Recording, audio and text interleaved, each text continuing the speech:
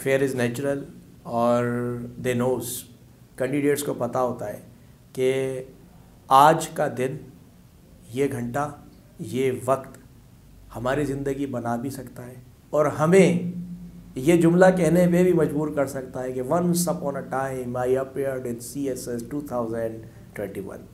तो दोनों चीज़ें हैं, तो लिहाजा खौफ अपनी जगह है। लेकिन this is Syed Amar Hussain Rizvi, I am working as additional deputy commissioner 2 in Nowshera Afroz. Before that have served in Hyderabad, in Jamshoro, in district Matiari on different assignments. Provincial civil services officer हूँ और इससे पहले भी कई सर्विसेज में जो है कर चुका हूँ। मैं बतौर प्रोफेशन एक ऑफिसर हूँ और बाय पैशन मैं एक टीचर हूँ। कहते हैं कि टीचर और शायर कुछ हसास तबीयत रखते हैं और इस सोसाइटी का दर्द, इस सोसाइटी में जो कुछ हो रहा है वो महसूस भी करते हैं और अपने रवैये से इसका इजहार भी करते हैं। अगर ज़िंदगी के कुछ वाक़यात पे नज़र डालूँ, I was just 17 and half, 17.5 साल की उम्र में I was selected as GD pilot, but unfortunately I could not join because I was colour blind.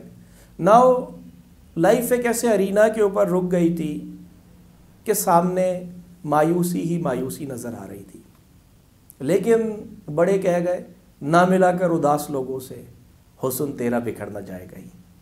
मैंने जो खुदा ताला की तरफ से एक चीज़ मेरी शख्सियत में वदियत कर दी गई थी, एक चीज़ लिख दी गई थी कि मैं कलर ब्लाइंड हूँ, मैंने उसको यूटिलाइज़ किया, मैंने उस चीज़ पे गौर नहीं किया। आई was just 19 and half when I got my first government job. और उसके बाद जो तालीम का सिलसिला जो सर्विसेज के साथ साथ चलता रहा आज तक, I am still feel me as a student और लोगों को पढ़ाने के पेशे से वाबस्ता हूँ। अपनी एकेडमी रन कर रहा हूँ गुज़िश्ता 10 सालों से। कुछ चीज़ें जो कि मुझे बरूही साहब ने कहा कि नौजवानों को देना चाहें, तो पहला मैसेज, ना मिलाकर उदास लोगों से हुस्न तेरा बिखर ना जाए कहीं। We are continuously having a diet of negativity. सुबह से लेके शाम तक ये काम नहीं होगा, इस मुल्क में मेरिट नहीं है, ये नौकरी नहीं मिलेगी, ऐसे नहीं होगा, वैसे नहीं होगा। मेहरबानी करें अपनी लाइफ के अंदर वो तमाम लोग जो इस तरह के रवैये रखते हैं, इस तरह की चीज़ों को फोकस करते हैं, इनसे अवॉइड करें। You are from lucky generation. आज के नौजवानों से मैं मुखातिब हूँ। आप तमाम लोग, आपकी किस्मत पे मैं रश्क करता हूँ। जितनी जॉब्स, जितनी अपॉर्चुनिटीज़, जितने मौके आज मैं देखता हूँ आपको मैसर है, शायद मुझे नहीं थे, या मेरे वक्त में पढ़ने वाले तमाम शागिर्द। आप यकीन करें, हमें एक लफ्ज़ ढूंढने के लिए ऑक्सफोर्ड की बल्कि वोकैबलरीज़, बल्कि डिक्शनरीज़ के अंदर घुसना पड़ता था। नाउ आपकी फिंगर के ऊपर दुनिया मौजूद है। इंफॉर्मेशन टेक्नोलॉजी का दौर है, इसको यूटिलाइज करें अपने फेवर के अंदर। दूसरी बात, time and tides wait for none. अखबार आज सुबह में ख़रीदता हूँ 25 रुपये का होता है, रात गुजरने के बाद रद्दी का टुकड़ा होता है। ठीक है, a stitch in a time saves 9। तो it's a high time to align your direction. खुद को मुज्तमा करें, अपनी ताकतों को बरूए कार लाएं, वक्त को यूटिलाइज करें। कुछ उलूम ऐसे हैं जिनकी बेस के ऊपर आपका कैरियर डिपेंड करता है। अब मैं मुखातिब हूँ उन तमाम नौजवानों से, उन तमाम शाहीनों से जो मुल्की अफक पर आकर अपना एक रोल अदा करना चाहते हैं। अंग्रेज़ी में महारत हासिल करें, अंग्रेज़ी ड्राफ्टिंग सीखें, जनरल नॉलेज बढ़ाएं, करंट अफेयर्स, मुताला पाकिस्तान, इस्लामियत, ये वो तमाम उलूम हैं जिनके बगैर आपके कमीशन के एग्ज़ाम्स पास नहीं हो सकते।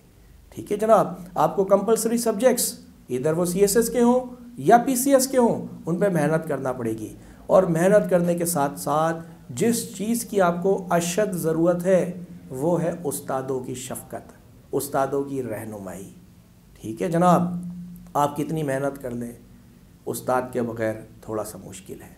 मेहरबानी करें, अगर आपकी ज़िंदगी में कोई एक शख्स भी काबिल ज़िक्र मौजूद है, उससे गाइडेंस लें, उससे पूछें, उससे मशवरा करें। वो आपको कई घंटों की मेहनत से बचा लेगा। वो चाय की प्याली पे आपको मुख्तलिफ एग्ज़ाम्स के सिलेबस बता देगा। वो आपको अपने साथ वॉक करते हुए कामयाबी का मंजिल का रास्ता बता देगा। मंजिल इश्क तो मिला करती है जाबाज़ों को, मंजिल इश्क तो मिला करती है जाबाज़ों को, ऐसे वैसे तो यूं ही राह में गिर जाते हैं।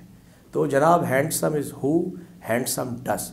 इस उम्मीद के साथ कि मेरी ये काविश आपकी ज़िंदगी में कोई मस्बत तब्दीली पैदा करेगी। अच्छा, ये स्कोरिंग का जो ट्रेंड है ना, स्कोरिंग का जो ट्रेंड है, ये हर 4-5 साल के बाद तब्दील होता है।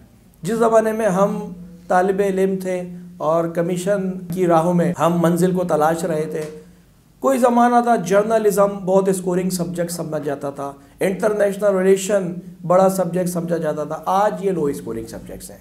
ठीक है। अच्छा, अच्छी बात है कि गुज़िश्ता 2-3 सालों के अंदर जो सब्जेक्ट्स हाई रैंक्स पे चल रहे हैं, हाई मार्क्स पे चल रहे हैं, आप उनके पीछे चलें, आप उनको आउट भी करें, लेकिन ये कभी कभी सुसाइडल भी हो जाता है। फॉर सपोज सोशोलॉजी के अंदर 3 साल से अच्छे मार्क्स आ रहे हैं, अच्छे नंबर्स आ रहे हैं, खुदा ना करे इस साल सिचुएशन रिवर्स हो गई और कोई और सब्जेक्ट जो है वो ऊपर आ गया, तो वो तमाम लोग जो आस लगा के बैठे हुए हैं उनके लिए ये सुसाइडल होगा। मेरा तमाम लोगों को एक मशवरा है जो CSS, PCS और इस तरह के एग्ज़ाम्स के पीछे जो है टाइम लगा रहे हैं, मेहनत कर रहे हैं, उम्मीदों के दिए जला रहे हैं, आप पेपर अटैम्प्ट करने से पहले पुराने पेपर्स को देखा करें। कम से कम 10 साल के पेपर्स को देखें, उसके बाद डिटेल मार्कशीट्स आप देखें। उसके अलावा जो कामयाब लोग हैं उनके साथ इंटरव्यू ज़रूर किया करें और टाइम टेबल बनाएं। हॉच पॉच में जो स्टडी करते हैं ना, एक कॉन्कॉक्टेड वे के अंदर, वो कभी कामयाब नहीं होते। शॉर्ट प्लान्स बनाएं, हफ्ते का प्लान बना लें। बड़े में बड़ा प्लान 15 दिन का होता है, क्योंकि अगर आप लॉन्ग टर्म्स प्लान बनाते हैं तो आपको उन पे रिव्यू करने का टाइम नहीं मिलता। आप कोई एक सब्जेक्ट उठा लें, एक हफ्ता उस पर मेहनत करें, देन एक टारगेट बना लें। तो मैं समझता हूँ कि स्कोरिंग का ट्रेंड जो है ये अपनी हैसियत और अहमियत ज़रूर रखता है, लेकिन मैंने ऐसा भी महसूस किया है कि कई काबिल स्टूडेंट्स की उम्मीदों पे पानी फिर गया है जब वो ट्रेंड एकदम से जो है वो चेंज होता है। 3-4 मैं आपको वो वजूहात बता देता हूँ जिनकी बेस पे स्टूडेंट्स फेल होते हैं। ठीक है जनाब। नंबर 1, करेक्ट अंग्रेज़ी नहीं लिख रहे होते, ग्रामेटिकल एरर्स। अंग्रेज़ी हमारी मादरी ज़बान नहीं है और हम जितनी भी मेहनत करें कहीं ना कहीं कोई खामी कोताही उसमें रह जाती है। कुछ स्टूडेंट्स करेक्ट अंग्रेज़ी नहीं लिख रहे होते, कुछ मारे जाते हैं बम्बास्टिक अंग्रेज़ी लिखने के चक्कर में, वर्बोस अंग्रेज़ी लिखने के चक्कर में। आप बिलीव करें, ऐसी कोई डिमांड नहीं है एग्जामिनर की तरफ से, ना किसी पेपर में लिखा हुआ है कि आपकी अंग्रेज़ी कोई एक्सप्रेसिव अंग्रेज़ी होगी। खुदा का वास्ता शेक्सपियर बनने की कोशिश ना करें। ठीक है जनाब, शेक्सपियर ना बने, स्टूडेंट बने। ठीक है जनाब, कैंडिडेट बने। ठीक है जनाब। तो नंबर 1, आप अंग्रेज़ी इनकरेक्ट लिख रहे होते हैं, जिसकी वजह से आपका एक बैड एक्सप्रेशन चला जाता है। दूसरी बात, आप अंग्रेज़ी इररिलेवेंट लिख रहे होते हैं। बात जो सीधी बात है उसको घुमा फिरा के बता रहे होते हैं। पूछता आपसे वो है कि पाकिस्तान का कैपिटल क्या है, इसका सीधा सा जवाब है इस्लामाबाद। आप बता रहे होते हैं तुर्की का कैपिटल अंकारा है, ईरान का कैपिटल तेहरान है, और इस तरह पाकिस्तान का। ये वे नहीं है। आपने अपने टॉपिक के साथ चलना है, आपने जहाँ पे सीधी बात है वहाँ पे सीधी बात करनी है। ठीक है जनाब। लास्ट बट नॉट लीस्ट, जो सबसे अहम बात है, हमारे कैंडिडेट्स को ये ही नहीं पता होता कि ऐसे की फॉर्म्स कितनी हैं। टॉपिक आता है frailty, the name is women. Topic आता है truth in short supply. Topic आता है can women be equal to man in Pakistan. हम फलसफे झाड़ रहे होते हैं, हम डेफिनेशंस लिख रहे होते हैं। भाईजान, दिस इज आर्ग्यूमेंटेटिव टॉपिक। ये आर्ग्यूमेंटेटिव टॉपिक है। आप पहले अपनी राय तो दें कि इधर you are in pros and cons. क्या वीमेन मैन के बराबर है पाकिस्तान में? आप थोड़ा सा इंट्रोडक्शन में बता तो दें कि आप बराबर गर्दान भी रहे या नहीं गर्दान रहे, उसके बाद की सारी चीज़ें हैं। तो मैं समझता हूँ कि अंग्रेज़ी के स्ट्रक्चर दुरुस्त करने की ज़रूरत है, रिलेवेंट रहने की ज़रूरत है, प्रॉपर आउटलाइंस बनाने की ज़रूरत है, और सबसे अच्छा ज़रूरत है कि हम समझें फॉर्म्स ऑफ एसे को। तो कोई अच्छा टीचर, कोई ऐसा टीचर जिसको ये तमाम चीज़ें पता हों, जिसको ये टेक्निक्स पता हों, आप उसकी शागिर्दी में चले जाएं, अपनी अंग्रेज़ी की नोके पल के जो है वो संवरवाएं उससे जाके, तो इंशाल्लाह ताला मैं समझता हूँ कि पेपर निकल जाता है। कुछ फेल भी हो जाते हैं लेकिन पास भी हुए हैं स्टूडेंट, ऐसी बात नहीं। फेयर इज़ नेचुरल और दे नोज़, कैंडिडेट्स को पता होता है कि आज का दिन, ये घंटा, ये वक्त हमारी ज़िंदगी बना भी सकता है और हमें ये जुमला कहने पे भी मजबूर कर सकता है कि once upon a time I appeared in CSS 2021। तो दोनों चीज़ें हैं, तो लिहाजा खौफ अपनी जगह है, लेकिन आपको जो कुछ चीज़ें हैं मैं बता दूं आपको कि मैंने कई इंटरव्यूज़ क्वालिफ़ाई किए, मेरे स्टूडेंट्स हैं काफ़ी, वो इंटरव्यूज़ के अंदर क्वालिफाई होगा। Main thing is that be natural, be natural. आप जो है वो पोज करें, शेक्सपियर ना बने, एरिस्टोटल ना बने, हम नहीं बन सकते, प्लेटो ना बने, ठीक है। मेरा नाम सैयद अमार हुसैन रिजवी है, मैं अमार रिजवी हूँ, ठीक है जनाब। मैं अगर यहाँ पे एरिस्टोटल बनने की कोशिश करूँगा तो जो सामने जो लोग बैठे हुए हैं उन्होंने शायद हमसे ज़्यादा ज़िंदगी गुजारी हुई है और हमारे जैसे हज़ारों उनके सामने से होके जा चुके हैं। सबसे पहला सवाल, अमूमन जेंटलमैन या लेडी या मिस या मिस्टर, प्लीज़ इंट्रोड्यूस योरसेल्फ। 4 लफ्ज़ों में इसका जवाब है, sir I am Amar Rizvi, I am from Hyderabad, I did my graduation from University of Sindh, I have qualified the SAT examination and now I am in front of you for interview. Sir, thank you. This is introduction. उसको कोई सरोकार नहीं है कि आपके father farmer हैं या billionaire ही हैं, उसको कोई सरोकार नहीं है आप नाश्ता में मक्खन खाना पसंद करते हैं या पराठा खाते हैं, ये लघु बातें हैं, इनसे बाहर निकल जाए। 4 लफ्ज़ों में इंट्रोडक्शन है, आपका नाम क्या है, आपकी तालीमी काबिलियत क्या है, आपका ज़िंदगी में क्या करना चाहते हैं, आप यहाँ पे क्यों बैठे हुए हैं। तो मैं समझता हूँ कि इंटरव्यू के अंदर जो है वो प्रैक्टिस करने की ज़रूरत है और जो कैंडिडेट्स अपीयर्ड हो रहे हैं उनको चाहिए कि अपनी जो एक वे ऑफ टॉकिंग है, उनकी जो टून है, कभी कभी ऐसा होता है कि कुछ जो स्टूडेंट्स हैं उनकी टून थोड़ी हाई होती है, तो जो एग्जामिनर्स हैं, जो इंटरव्यूअर्स हैं, वो थोड़ा इस बात को जो है ना नागवार कोशिश करें कि आपकी टून सामने वाले की टून से नीचे हो। एक बात, जिस लैंग्वेज में सवाल किया जाए उस लैंग्वेज में जवाब दें। दूसरी बात, कोशिश करें कि you are talking with your brother, you are talking with your father, you are talking with your mentor. उनको आप पोज नहीं कराएं। आपसे इस तरह के सवालात होते हैं कि अब फॉर सपोज मैं आपको अपना तजर्बा बताऊं, मैं बड़ा कमज़ोर सा होता था, आई थिंक 45 और 46 मेरा केजी में वेट था, 17.5-18 साल की उम्र, जब मैंने IAS भी क्वालिफाई की।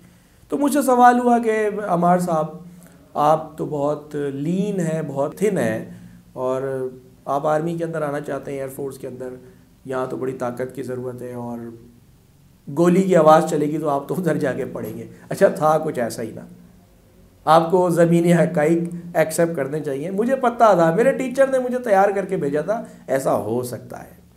मेरा जवाब, मैं समझता हूँ मेरे जवाब में मेरी सिलेक्शन थी। मेरा जवाब था, सर जिस्म क्या है, कीड़ों की ग़िज़ा है, असल ताकत तो ईमान और अच्छे अखलाक की होती है।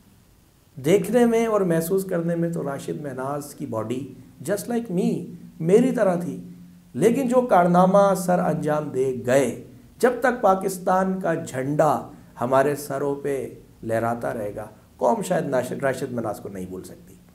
तो उन्होंने मुझे अप्रिशिएट किया, मेरे थॉट्स को अप्रिशिएट किया। मुझे पता था कि मैं जिस सीट के लिए जा रहा हूँ, मे बी मुझे मेरी बॉडी जो है वो वीक थी, लेकिन मेरा जो व्यू था, मेरा जो कॉन्फिडेंस था, मेरा जो वे ऑफ एक्सप्रेशन था, वो प्लस पॉइंट हुआ और मेरी जो लूप होल्स थे उन्होंने उसको कवर कर लिया, मैं सिलेक्ट हो गया। ठीक है ना, दिस इज़ द वे। कोशिश करें कि जो हमारे लूप होल्स हैं उनको कवर करने की कोशिश करें अपने प्लस पॉइंट से। तो इंटरव्यू के अंदर आपका कॉन्फिडेंस, आपकी ड्रेसिंग, आपका वे ऑफ टॉकिंग, उसके अलावा जिस सीट के लिए आप जा रहे हों आपको उसकी लीगल प्रोविजंस पता हो, आपको उसकी स्टेट्यूटरी कंडीशंस पता हो।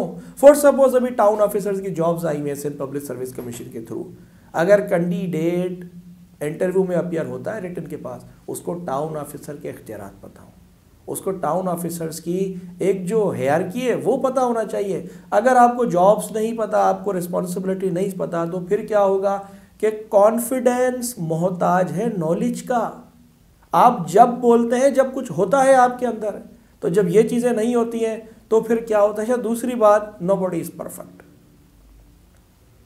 कायनात में एक ज़ात है जो बेऐब है, उसके अलावा सब में कहीं ना कहीं कोई 19-20 है। ठीक है जनाब, इसको रियलाइज़ करें।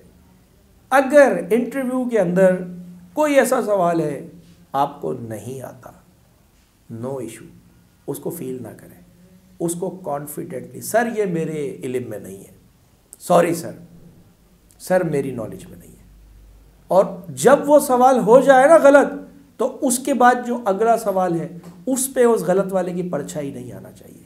कोशिश करें जो सवाल आपको आता हो उस सवाल में एग्जामिनर को इतना ज़्यादा रैप्ड करने की कोशिश करें, एंड सर्किल करने की कोशिश करें। फॉर सपोज मेरा एरिया ऑफ स्टडी है पाकिस्तान अफेयर्स, इंग्लिश लिटरेचर्स, ठीक है जनाब, जनरल सब्जेक्ट्स में पढ़ाता हूँ, इस्लामियात पढ़ाता हूँ, करंट अफेयर्स पढ़ाता हूँ।